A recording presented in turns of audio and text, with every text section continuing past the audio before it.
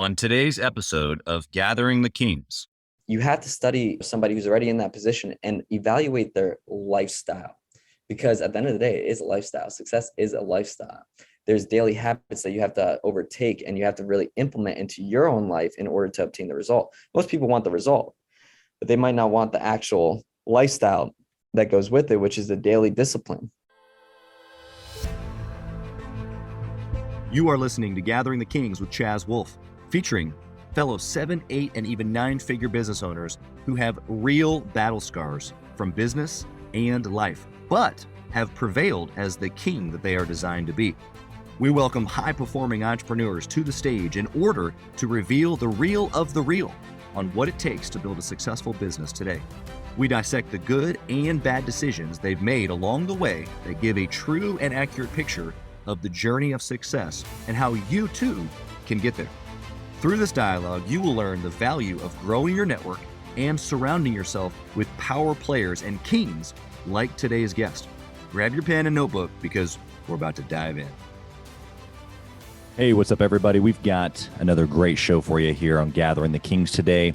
My guest, Mike Ashabi, super young dude, extremely successful, has got 5 companies. He gives so much just internal mindset on this show that you, at the end of this, are going to be a different person. So grab your pen and paper. It's about to go down. All right. What's up, everybody? Chaz Wolfe, Gathering the Kings. Michael is coming to the stage today. What's up, dude? Thanks for coming. What's going on, brother, man? I appreciate you having me. Yeah, man. You're always like online and social media. You always look so flashy and good. And I said Michael, but really you're bro, stop it. Exactly. So, dude, tell us what business that you're in, because we're going to do some dissection today and you're going to give some major value. I'm excited, but tell them what you do. Yeah, I mean, at the end of the day, I do have 5 businesses, so it's not one business that I'm in. Love it. The primary thing is True Life Ventures, which we primarily specialize in life and business coaching as well as company sales training. I do have a company in the financial industry. We deal with life insurance and annuities, things like that. I can get people personal loans, business loans, etc., help them with credit repair. We do have True Life Entertainment, which I do currently have 4 artists under management at this very moment, trying to sign on my 5th. We have True Life Media, which we help companies get more brand exposure, help them create content for their social media platforms and things like that. And then my prized possession is True Life Real Estate. This is where I'm trying to end up after all the companies are running efficiently and effectively. I'm trying to end up just focusing on building my real estate portfolio, which I currently do have 51 units in Pennsylvania under management. We just acquired another 120 units in North Carolina and just continuously looking to expand that portfolio. Yeah, man, I love it. So you're a man of many endeavors, and so we're gonna get to that, because I think that there's some value there. But at the same time, I know that you didn't launch all of them at the same time day one. So obviously you've got some credibility coming from multiple industries. At this stage, though, before we kind of go back, right, before we help the listener understand how you got where you are, what drives you now? I mean, in essence, you've made it, right? You're a young guy. You got the money. You got multiple cars. You got the life. You got the true life, but what keeps you pushing right now?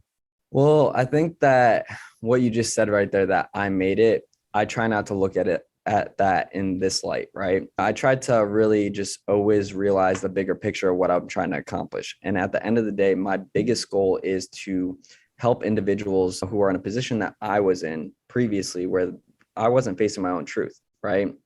And I think that caused a lot of depression in my life, because at the end of the day, you know what's really going on inside, right? You could try lying to yourself, and if you lie to yourself, you might believe it in the moment. But as time goes on, you're going to continuously look at yourself and be like, all right, come on, be real with yourself. There's that quote by Tony Robbins, and he says, change happens when the pain of staying the same is greater than the pain of change, right? That's right. So I think that ultimately I'm trying to seek out those individuals who are just sick and tired of their own bullshit, so that I can help them face their own truth. And you know what they say, the truth will set you free and allow you to live your true life. That's why I call it True Life Ventures, right? That's really the primary goal of everything that I'm doing. It's not really about the money. It's not really about, and I know people on here want to make 7 figures.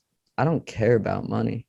Yeah. I think that's what really allows me to make money. It's more about what I'm able to do with the money and the impact that I'm able to make. Yeah, I think in essence, what he's saying here, just for the listener, is that it doesn't have to be about a specific dollar amount, whether it's 1 million, 10 million, 100 million. It's more of what is the purpose of it. And so what he's telling you is that money is just a tool. And when you have a greater purpose, and so as a lot of entrepreneurs are just out there grinding because you didn't want to work for somebody else, although that's good, having a greater purpose is what Mike's talking about. So thanks for that, Mike. What has that always been inside of you to be like that, or has that changed over the course of time? Well, bro, if you would have looked at me like 7 years ago before I hit my rock bottom, if you want to call it rock bottom, if you looked at me, I used to have long hair, pierced nose, baggy clothes, skater, snowboard kid, smoking pot, doing drugs, like all that kind of stuff. Even then, I didn't care about money, right? I think that when I hit that low point, I just realized a lot about emotional intelligence, right? And I think that what us as humans do is invalidate our own emotions. So I think that being able to help individuals get in tune with their own emotions and really understand that internal game is way more valuable to me rather than anything monetary. Anything with money, there's security, there's being able to live a certain lifestyle, but that's not what it's about. It's, really about the contribution. And that for me is a huge emotional fulfillment. Just seeing the impact that I'm able to have on somebody else's life and help them get the results that they want. If I didn't make another dollar ever again, I'd be okay with it, because at the end of the day, focusing on my own emotions and that internal game is ultimately going to allow me to be fulfilled and be happy in life. Right. I think that knowing myself is way more valuable than anything monetary that I could receive in life. Yeah, 100%. I would say I agree with you. Obviously, money is the exchange of how the world works. And so we all need it. But to your point, yeah, I mean, happiness comes from a place of fulfillment, right? And doing the things that we love. And it sounds like for you, helping others is a huge part of that. And so I think for a lot of entrepreneurs out there, we're just trying to just keep our, nose above water and trying to breathe. And so the thought of helping someone else really is at the king stage of business, like I talk about, but a lot of the listeners are still in that warrior stage where they're on the grind. They're still trying to keep the breath. And so let's jump back into some of that real quick. Yeah, please jump in. Because I do have a piece of advice for those individuals who are in that, stage still. At the end of the day, really focus on your why, right? That purpose, as you were stating before. Yeah. And the reason I keep pushing that, I try to keep pushing the envelope, the edge of the envelope, is because at the end of the day, I know my why. That why has a pain point attached to it, right? Sure. If you don't have a pain point attached to your why, what happens is you're pushing to achieve. Now there's resistance because you're pushing, right? Yeah. If you have a pain point attached to your why, it's going to pull you into action, pull you into staying intentional with your daily activities, so that you can go ahead and actually get a step closer to actually fulfilling the why. You're never going to actually fulfill the why. That's something that's going to constantly be evolving and that you're going to be chasing after for the rest of your life. Right. But it keeps something to chase for within internally, right? Yeah, and I think that's the ultimate thing that most entrepreneurs really have to focus in on and understand about themselves. What is that why and what is that pain point? And in order to do so, just evaluate the most painful experiences that you've had in life and understand, why is this causing me to act intentionally, such as waking up at 3 a.m.? Why is this causing me to want to help as many individuals as possible, create the content, put it out on the platform? Because to tell you the truth, I'm an introvert, okay? I hate being in front of people, but I think that internal reasoning is what really allows me to get out there and put myself out on the edge, so that I understand that my life is bigger than me. It all starts with you, but it's always bigger than you. 100%. I love that. Yeah. Cause you're right. Cause when we can clearly identify that purpose, and sometimes it's not super clear, it's just what we can see right now, and we're going to go after it. And like you said, it evolves over time, but absolutely it presses us to do things that maybe aren't comfortable or natural, especially like you said, if you get to know yourself. I've done personality trainings for many years, and even me being in sales, I built a sales course. Obviously you and I both knew each other from Grant Cardone, and obviously tons of sales experience before that. But when you know yourself as an introvert, as I am as well, that certain things don't come naturally, but you do it anyway. You pick up the phone and you pound it anyway because of the end result. Yes, sir. Yes, sir. So that's huge. I appreciate that. Okay. So tell us where entrepreneurialism started for you. Like where'd the bug bite you? Well, I mean, at the end of the day, I think from when I was a little kid, right? All right. Now, Mom, if you're watching this, I'm sorry. I'm sure you figured this out beforehand, but when I was young, at the end of the day, I grew up in a pretty wealthy area. So I saw all my friends and whatnot getting stuff handed to them. Sure. Right. Now, the one thing I'm super grateful for my dad is he brought me up in that environment, but he would not give it to me. right? He made me actually go out there and work for it. Yeah. So this is probably maybe around third grade or something. I would literally go into my mom's garden after she just got brand new plants planted and whatnot. I would literally snip all the flowers. I would make bouquets and go to all my neighbors and try to sell it. Yeah. Right. So I had that kind of spirit beforehand. I was just trying to figure out how can I actually come up with some money so this way I can kind of live the life that all my friends were living. That's funny. Because my dad wasn't allowing me. He wasn't just giving it to me like everybody else's parents were. Right. So I think that that's what triggered me to really go ahead and start my entrepreneurial journey. But I didn't even realize it until later on. Beforehand, I was working a 9 to 5. Before I even started the whole Grant Cardone journey, I was working for a financial firm. I was actually the only person in that firm who didn't have a college degree. The way I got the job was I just kept showing up at the firm. Yeah. And I brought them my resume. And then someone turned to me and said, "Did you really just bring us your resume? Most people just go ahead and email it online." I was like, right. Yeah. And they gave me an opportunity to go ahead and come in for an interview. And because for the last 9 months before I actually got the opportunity for the interview, I was actually studying a lot about finance. They saw I knew what I was talking about and they took a shot on me. Yeah, that's awesome. So it was innate inside of you, right? Yes, sir. Yes. So sir. Like you said, whether it was the garden, picking flowers, or whether it was just the ability to persist is really the characteristic trait that you're describing. And so obviously that's been huge in your business, but let's talk about along the way, you've made some good and bad decisions. You've been in business. Obviously you're a young guy, so it's not like you've got 40 years in business, but you've made some strides. I'm sure it feels like it. Yeah. I relate to that. But in your time in business, you've obviously done well. So let's start with the good decision first. Like if you could pick one thing that just has worked for you that the listener can literally write down, they got their pen ready, what is it?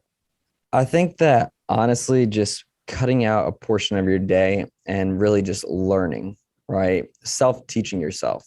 I read a lot. Not only do I read, I try to study the individuals that I look up to on a consistent basis. And what most people don't realize about this, what I'm talking about right now, is that you might want what somebody else has, right? But what I mean by studying these individuals is evaluate their process, right? I think the reason why most people get stuck in life is because they're not exposed to different role models, different ways of thinking, and just lifestyles. Yeah. And when you want to become mega successful, right, you have to study somebody who's already in that position and evaluate their lifestyle. Because at the end of the day, it is a lifestyle. Success is a lifestyle. There's daily habits that you have to overtake and you have to really implement into your own life in order to obtain the result. Most people want the result, but they might not want the actual lifestyle that goes with it, which is the daily discipline, right? And I think that evaluating and consuming myself with getting obsessed and observing other individuals who are in a position that I want to be in really allowed me to obtain the most knowledge as possible, that when I went to go implement, it actually got me results. Yeah. So I think the best thing that I've ever done throughout my whole life was really just study. And I know like people who are in middle school, high school, even in college, they don't like to hear that. But at the end of the day, knowledge is not power. Knowledge with action is true power. There you go. But the first step is acquiring that knowledge. And I think the best decision that I ever made, because I used to hate reading, but the best decision I ever made was actually allowing myself to consume that content to obtain that knowledge. Yeah, 100%. And obviously I agree with you. Like that's one of my go-to answers as well, which is like, look, man, you can't have solid stuff coming out, whether it be your mouth or an actions, if you're not feeding it good stuff to begin with. And so I'm in 100% agree with you on that. But tell me specifically for someone right now who just wrote down, I got to learn, right? Like, what do they need to learn? How do they start learning? How do they keep from analysis paralysis, right? Because learning is just step one. To your point, you got to take action afterwards. And so two questions there. What do they need to learn at this stage in the business? 6 figures trying to get to 7. What should they be thinking about and studying? And then how do they take that and then put it into action?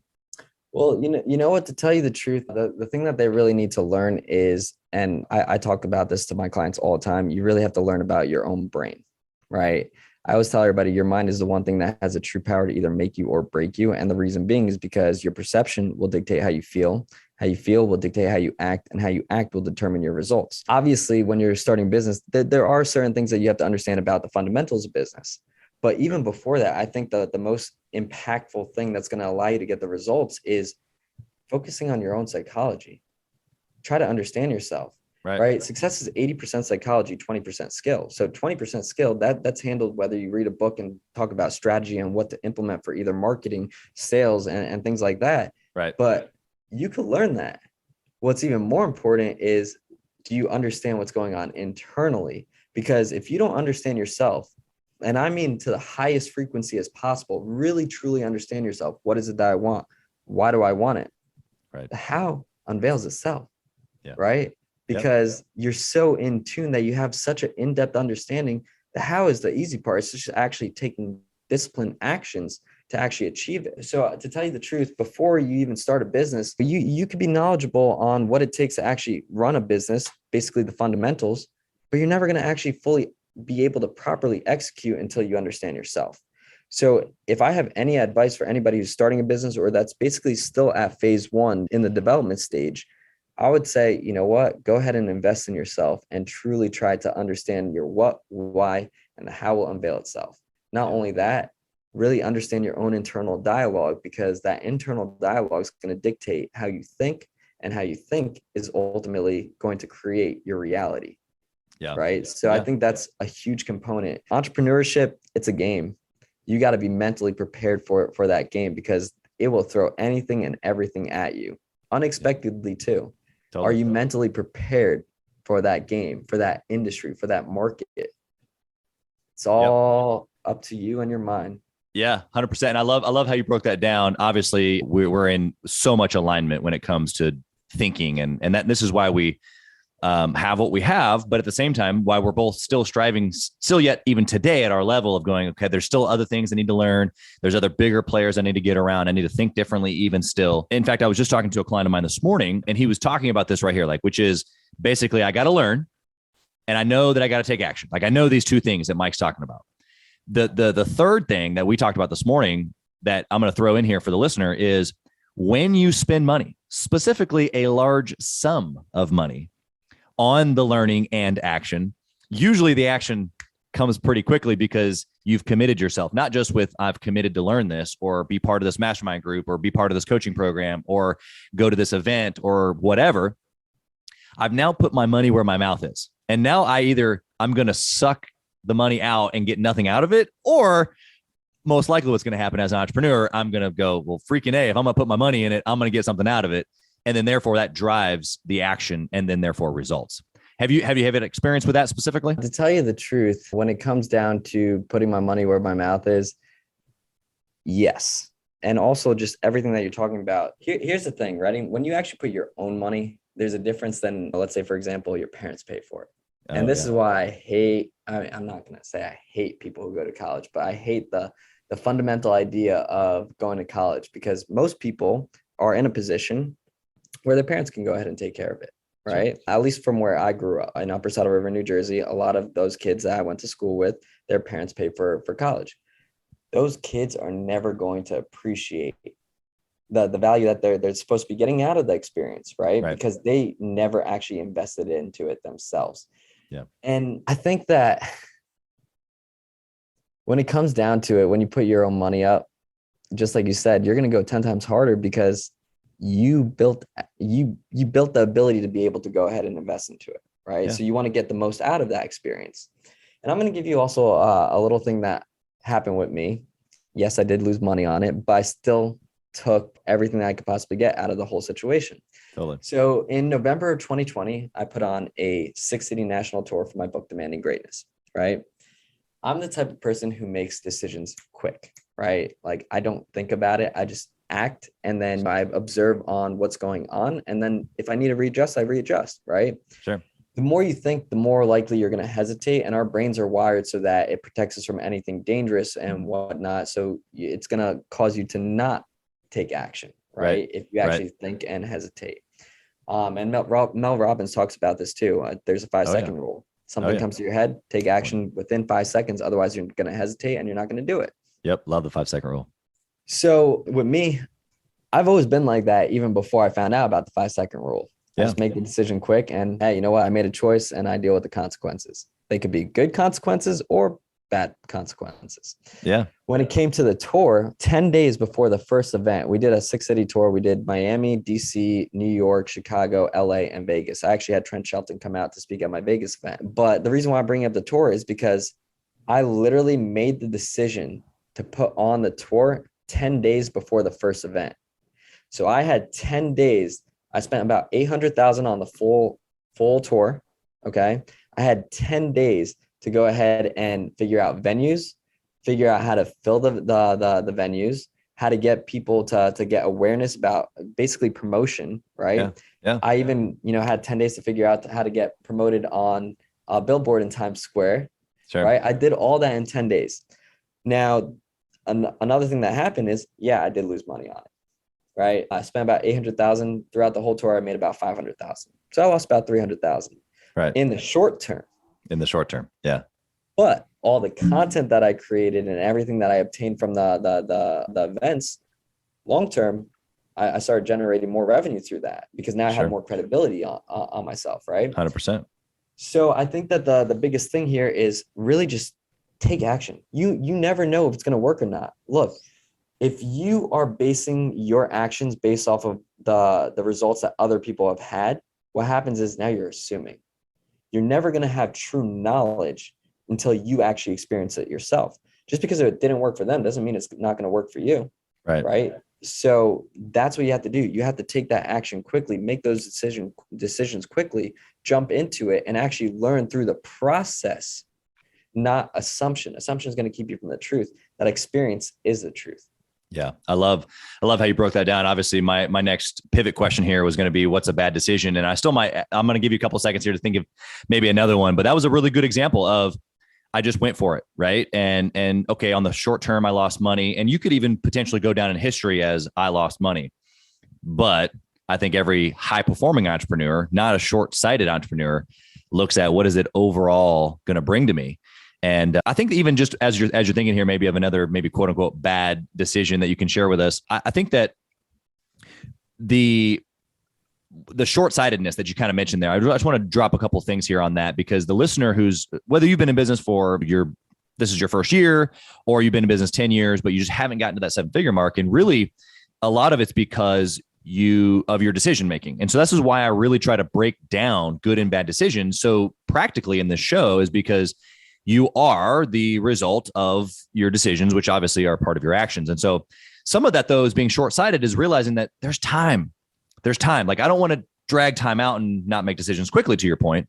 But if I'm really generating a business, like I'm really trying to grow something that's going to be around forever and ever, I'm not concerned about the $300,000. So in my case, I've had to close 2 franchises, over $600,000 that I quote unquote lost. But it strengthened my other businesses in those areas where I was able to still service the area and still make money, just less expenses. So on the front end, it looked like I was losing money, but over the course of time, I recoup it plus. But you have to have the notion of long-term. Like, this is not just this year or next year. Like, I'm in this for the long game. And that's really what business is sometimes. And we kind of forget that as entrepreneurs. Give us something on that. I mean, I'm right there with you. When it comes down to it, you got to be focusing on the long-term picture, right? You might lose in the short term, but you're not really losing because you're gaining that knowledge, right? Yep. And I think that it takes that knowledge to really build something great, right? You can go ahead and build an average company if you want. Go day by day and just take it slow like you want to. But at the end of the day, speed is currency. Right. Totally. The quicker you actually jump in and you actually obtain different experiences, the more knowledge you're going to have. And it's actually going to help you in your future decisions, right? On which way to actually maneuver and go about getting a certain result.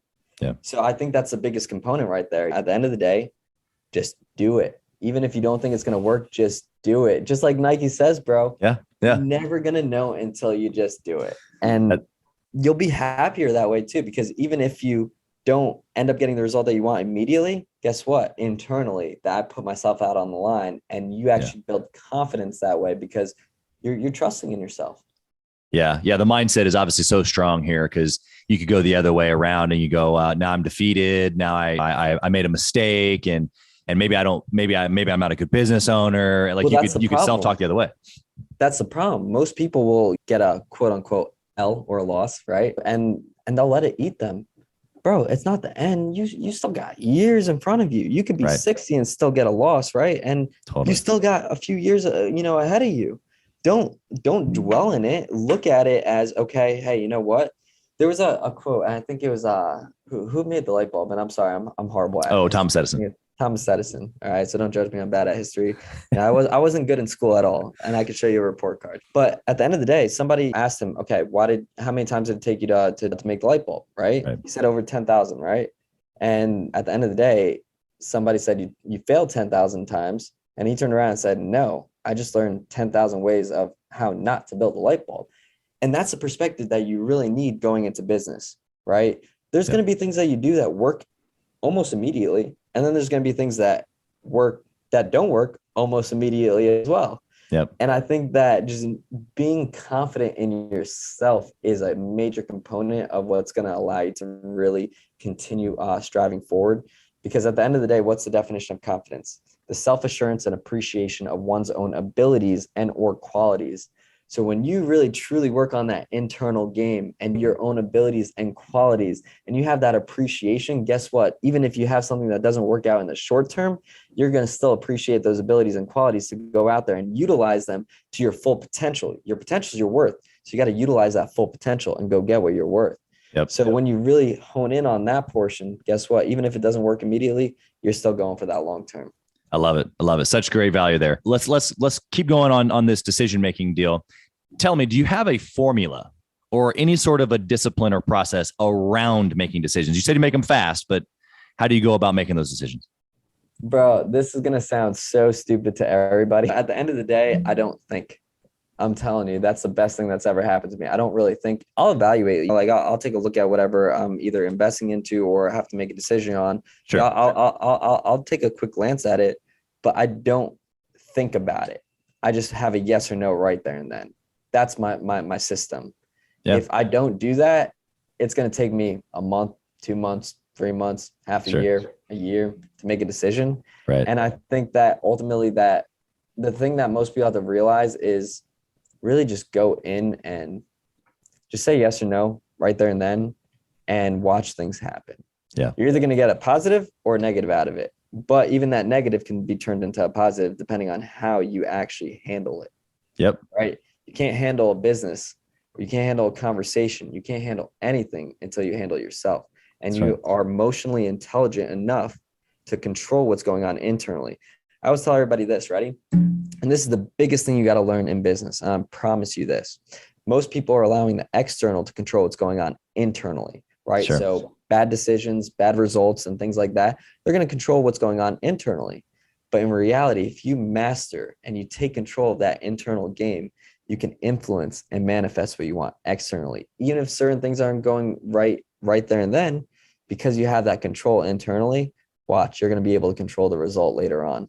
Absolutely. No, it's huge. Mindset is everything. And in the listener right now is getting more than they bargained for. So I hope that they're paying attention and writing down notes. So the discipline or the format of you making decisions is just yes or no. Walk in. It's not necessarily you didn't say gut feeling. You said evaluate and then just decide right then and there. Decide. Well, I think the thing that you just said right there, the gut feeling, right? I do listen to that. At the end of the day, emotional intelligence is going to heighten your awareness and your instincts, right? Sure. Yep. And when you follow that, that's the best thing you could especially repeatedly. And you find over the course of time that you have more wins than losses. It's not about not having losses. It's just if you can have a winning record, then you can start to trust yourself. Well, yes and no. I mean, the reason why I say that is because at the end of the day, nobody has more wins than losses, right? It takes a shit ton of losses to get that one or two First win. wins. Yeah, totally. Right? Yeah, I understand And that. I think that it's that internal intuition, gut feeling, as you would say, and to really not give up and continue pursuing that one big win, right? Totally. Yeah. So I think that's really what it is, rather than the opposite of how you stated it. Yeah, no, I'm with you. I think we're saying the same thing there. I think that when you look at Michael Jordan or any of the high performers, and it's like, yeah, he's going to miss way more shots than he's made. I think when we calculate each of the decisions along the way, when I look at my history, the absolute number one reason why I am where I am today is because I've made a crap ton of good decisions back to back to back to back. Now, that doesn't mean you don't make bad decisions. It just means that you get better and better at that. And if you can hone in on what you're talking about, being able to make quick decisions, but then also with the ability to like make good decisions. Well, here's the thing. I don't believe in bad decisions, to tell you the truth. That's true. That's good. It's good perspective. It's I'm that's not right. trying to combat you, bro. But No. We're saying the same thing. 100%. I've had a lot of painful times in my life, right? And a lot of them came from the decisions I made, right? For example, 7 years ago, when I hit my rock bottom, I was going through some shit with my ex, and ultimately everything ended where I ended up spending a night in jail, and I got an 8.5-month restraining order. Now, the reason why that happened is because she had to pass a cutting herself, and we got into a bad argument, and she wanted to leave my apartment. We were living together. And at the end of the day, I didn't feel comfortable with her leaving, because 3 months prior to the whole argument, I saw the cuts on her wrist. Right. Sure.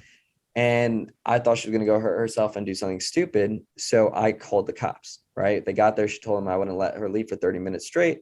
So I got arrested with unlawful restraint in Vermont, spent a night in jail, and everything got dropped because they saw I was doing the right thing. I was the one who called. And her family put a restraining order on me for 8.5 months. Now, immediately sounded like a bad decision. Sure. But they were all good decisions, because every decision that I make is shaping me into who I'm supposed to be. Totally. It's all just obstacles and adversity and things that you need to have in your life in order to build that stronger character and that stronger mindset. You got to callous your mind, as David Goggins talks about. Absolutely. You need those painful experiences to develop you into the greatest version of yourself and who you're actually meant to be. 100%. I agree with you. I think that the choosing the hard things, as David talks about, is absolutely purposeful. And I think that's probably what we're talking about, is that whether meaningfully bad decisions, quote unquote, all of the decisions that we make are a culmination of who we are today. Right. And so I think long story short is that if you can have the cognitive awareness or emotional intelligence, as you've referred to make decisions in a specific way, it's going to lead you down a certain path. It doesn't mean that it's going to be perfect. And it doesn't mean that along the way, the quote unquote bad decisions, as you've said, aren't actually bad decisions. They're just learning opportunities. And it's so funny that every entrepreneur that at this level, 7 figures and above, we eventually get into this, because I can't think of any entrepreneur that's built a big enough business that goes, yeah, I made a bunch of bad decisions. Or they go, well, I made this one decision once that didn't turn out how I thought, but I learned, but I gained a connection, and so it's all the same stuff. 100%. So we're going to transition to the speed round here. And Mike, obviously I love these questions here, because I want as much as possible one word answers, but I might give you a follow-up question to it. So, hey, by all means, let's do it. All right. So first question is this: if you could only track one metric in all of your businesses forever and ever, only one, what would it be? Dials. Okay. Oh, yeah. And tell us why dials. Because at the end of the day, sales, I'm in the game of sales, right? I'm trying to get more clients and whatnot. But at the end of the day, the more dials that you make, the more hands you shake, the more people you get in front of, the more opportunity that you're going to have. So it's all a numbers game, right? Yep. That's really why I would focus on dials rather than anything else. Okay. So in your industry, it's dials. Someone else, it might be another form of activity, but basically the front end, filling the pipeline. Yep. 100%. Love it. Okay. Question number 2, what book would you recommend for someone who's 6 figures trying to get to 7? Think Like a Monk, Jay Shetty. Ooh, give us one nugget from that book. I mean, once again, it just comes down to the mind. I can't give you one nugget because the whole book's a nugget. I'm telling you, like, it's just at the end of the day, if you can take control of your mindset and you can really have control over your own internal thought process, you'll have control on your own results. And I think that that's a huge component of why he wrote Think Like a Monk, because they have control over their own mind, right? And that's the biggest and hardest thing that most people, have struggles with. If you can master the mind. Look, there's that quote: you won't win the war against the world until you win the war against your mind. There you go. So the mind is everything, and you conquering it. All right. Next question. We've already talked about this offline, as I do with most of my guests, but do you intentionally network and mastermind with other high-performing entrepreneurs? I mean, I network with everybody because at the end of the day, I know that, hey, just because somebody doesn't have the stats or the record that I do, guess what? You never know what they could bring to the table. 100%. I don't pass up opportunities. And I think that is another thing that allows me to obtain the results that, I have right now is because I try to connect, learn, understand, and serve whoever it is that comes about in front of me. Yeah. So I think that taking those opportunities, not being egotistic and realizing, not thinking, okay, hey, you know what? This person just wants to get in my environment or anything like that. Just wants to get a photo and like have recognition that they've been around me. Nah, bro, I literally, I understand mankind, right? It's all about being human.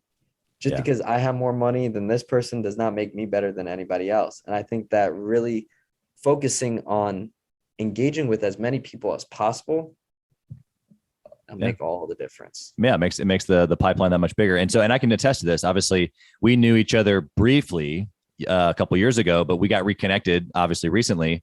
And I think it was like 2 days later, we were texting back and forth, and I sent you one of my clients who needed some sort of capital raising, and you knew a guy, and neither one of us are going to benefit from the deal, but that's what we do as high performing entrepreneurs. And that was just a couple of days after reconnecting. So I received that not only from my end and a thank you, but networking is huge. That's why we do it. So it's all about relationships. Yeah, man. I always tell everybody this. I'm going to drop this little nugget on you guys.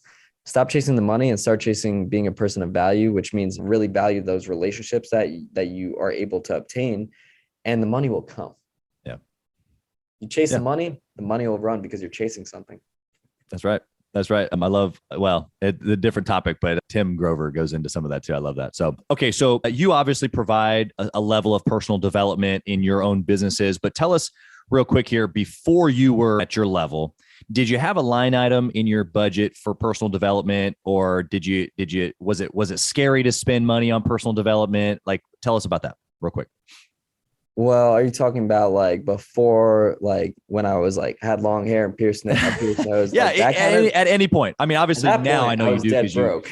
Yeah. At that point, I was dead broke. Like I didn't even have like $1 to my name, let alone like a meal for myself. Like, when you started running your businesses, let's say that, like before you hit 7 figures, I mean, at the end of the day, I've invested well over, 200,000 in my own personal growth and development. And I think that that's the hugest component, especially as an entrepreneur or business owner, that you could do is really invest into your own personal growth and development, because here's the major portion of what it allowed me to do, right? At the end of the day, if you can't put it out there for yourself, you cannot ask anybody else to invest that back into you.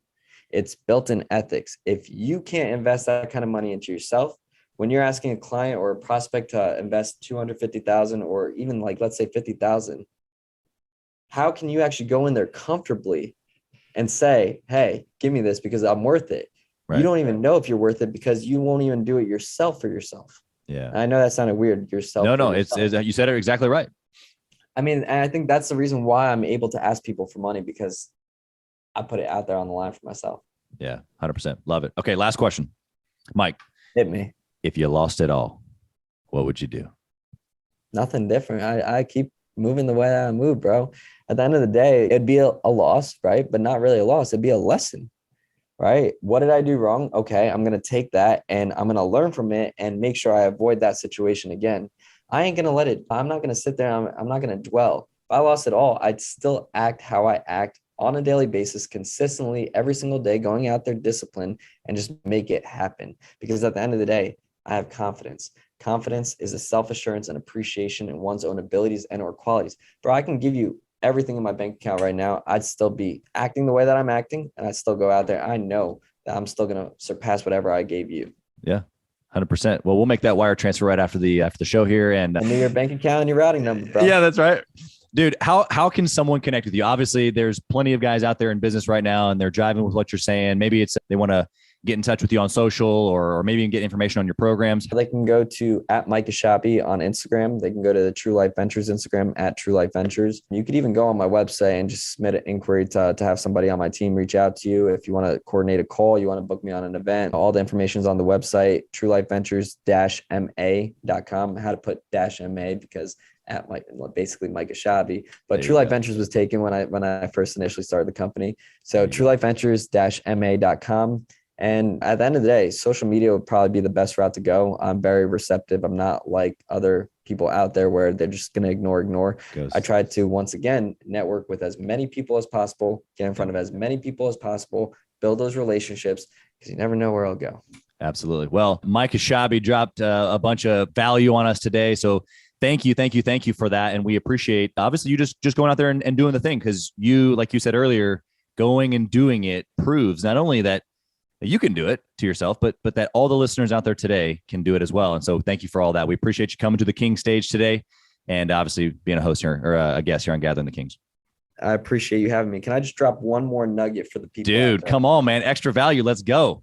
Hopefully you didn't turn off it. You got to come back. Don't turn it off. Get your pen and paper. Here he goes. All right. So for those of you out there that are looking to find your purpose and understand what you're actually meant to do, I want you to evaluate this quote. And I got this quote from Evan Carmichael. We were on the phone one night, and he told me this one powerful line that completely validated that I was on the right track of what I was doing.